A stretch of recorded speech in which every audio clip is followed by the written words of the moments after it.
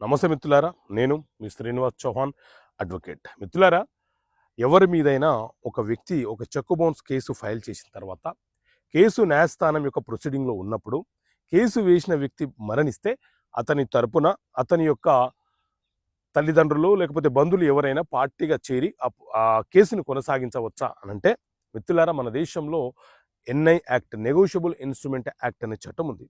ఈ చట్టం ప్రకారంగా మనము ఎవరైనా ఒక వ్యక్తి మనకు చెక్ ఇచ్చి ఆ చెక్కు చెల్లుబాటు కాకుండా బ్యాంకు నుంచి మనం ఒక రిటర్న్ మెమో తీసుకున్న తర్వాత మనం న్యాయస్థానంలో కేసు ఫైల్ చేస్తాం. ఎవరైతే కేసు ఫైల్ చేశారో ఆ వ్యక్తి కనుక అకస్మాత్తుగా మరణిస్తే అతని యొక్క తల్లిదండ్రులు, అన్నదమ్ములు, భార్య, పిల్లలు ఎవరైనా సరే కోర్టు అనుమతి ద్వారా ఆ కేసులో ఇంప్లీడ్ అయ్యి ఆ కేసును కొనసాగించే అవకాశం ఉంటుంది.